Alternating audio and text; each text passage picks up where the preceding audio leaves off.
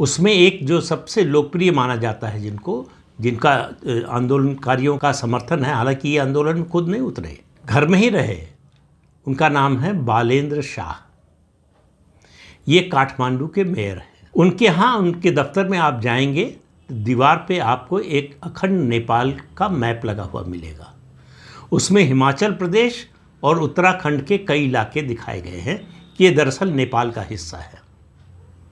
Lipu lake से जब चीन के साथ व्यापार अभी शुरू हुआ, चीन से संबंध सुधारने की कोशिश में, तो नेपाल ने ऐतराज़ किया कि ये तो हमारा इलाका है।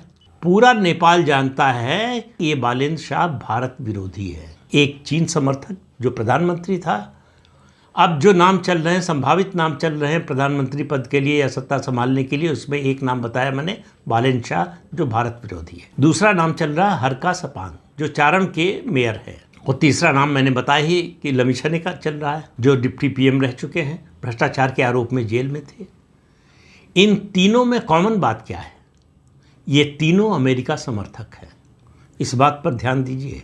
अगर आप ध्यान देंगे 2015 में जब भूकंप आया था नेपाल में, तब से अमेरिकी एजेंसियां वहाँ बहुत सक्रिय है। बड़े पैमाने पर अमेरिका फंडिंग कर रहा है, तमाम एनजीओज़ के जरिए और क्रिश्चियन मिशनरीज़ के जरिए। पिछले 10 साल में नेपाल में क्रिश्चियन मिशनरीज़ बिल्कुल समझिए आपकी जो है वॉर फुटिंग पर एक्टिव है। धर्म परिवर्तन का अभियान बहुत तेज़ी से चल रहा है और ये एनजीओज़ जो है वो यूएस फंडेड एनजीओ है और इन क्रिश्चियन मिशनरीज़ को अमेरिका का समर्थन है, इसमें किसी को कोई शक नहीं है। जो बात निकलकर सामने आ रही क्या कि नेपाल में चीन समर्थक सरकार नहीं चाहिए और नेपाल में भारत समर्थक सरकार नहीं चाहिए, तो ये कौन कर सकता है, कौन करा रहा है? इसका जवाब अगर आपको खोजना हो तो आप देखिए पिछले जो रिजीम चेंज हुई है उनका टेम्पलेट देख लीजिए, उनका टूल किट देख लीजिए। हर जगह पर इसी तरह से युवा शक्ति का इस्तेमाल हुआ है, युवा शक्ति के कंधे पर रखकर बंदूक चलाई गई है।